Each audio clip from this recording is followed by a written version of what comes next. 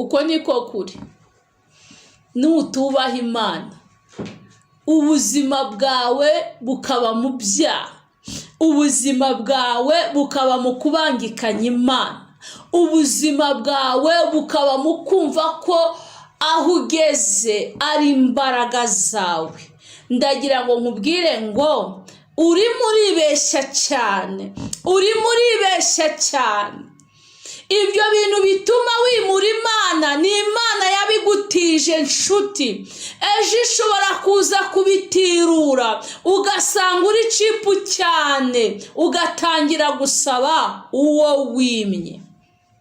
Ndagira ngo nkubwire ngo ubuzima urimo simbuzi, urwego urimo sinduzi. Icyo nzi cyo nuko mu isi tubamo harimo abantu baciriritse n'abantu bakomeye, ariko icyo nakwibutsaga, urugero waba uriho rwose uko waba ukomeye kose, uha Imana icyubahiro.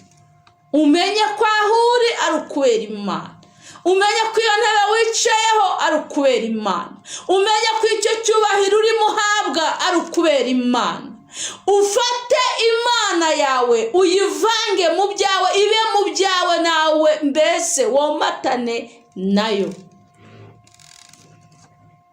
kuko nicyo ijambo ry'Imana rikutubwira. Ngiye kukubwira ijambo ry'Imana tugiye gusangira muri aka kanya, rikubwira ku mugabo w'umwami witwa Ahazi.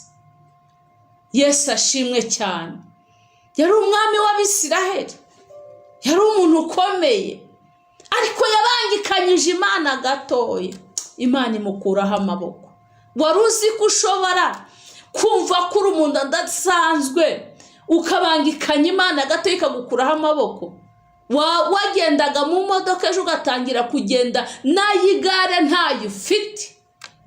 Uko niko kuri nkubwiye.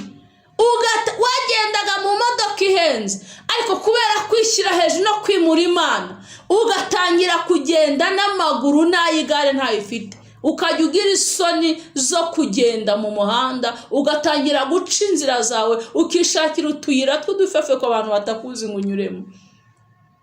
Wambabariye ukubaha Imana,